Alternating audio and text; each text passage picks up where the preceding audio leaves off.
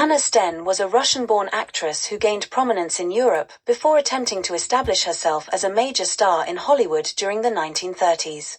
Born Anil Sudakovich on December 3, 1908, in Kiev, which was then part of the Russian Empire, now Ukraine, she was the daughter of a Ukrainian mother and a Russian Jewish father. Sten's early exposure to the arts, through her parents' involvement in the theater, influenced her eventual career in acting. Sten began her acting career in Soviet cinema during the silent film era. Her early work in Russian films such as The Girl with a Hatbox, 1927, and The Yellow Ticket, 1928, brought her to the attention of European filmmakers. Her striking beauty and screen presence made her a star in Europe, where she worked with prominent directors in Germany, including in films like Nana, 1934, directed by Jean Renoir, which was one of her notable European films before her move to Hollywood in the early 1930s. Sten caught the eye of Hollywood mogul Samuel Goldwyn, who saw her as a potential rival to Greta Garbo and Marlene Dietrich, two of the biggest stars of the time. Goldwyn signed Sten to a contract and brought her to Hollywood, where he heavily promoted her as the next Garbo. However, despite the significant investment in her career, Sten's Hollywood films did not achieve the success that Goldwyn had anticipated. Her first American film, Nana, 1934, directed by Dorothy Arzner, failed to impress audiences or critics.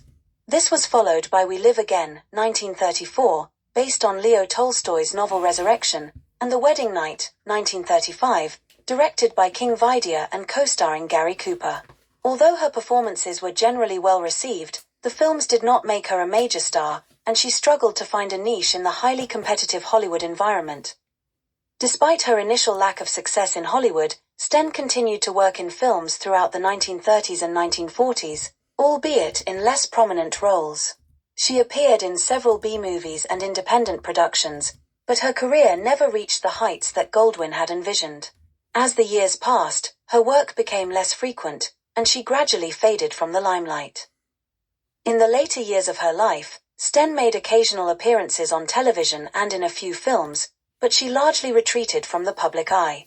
She married Eugene Frenke, a film producer and director, and the couple remained together until his death in 1984.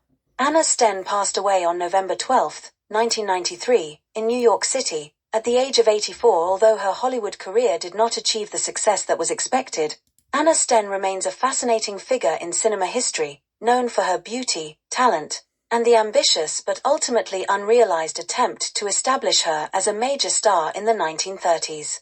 Her early work in Russian and European cinema is still appreciated by film historians and enthusiasts.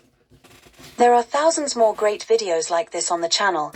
Please take a look, share and subscribe, or visit the Bonswivit shop on eBay, which has over 250,000 rare and collectible items listed.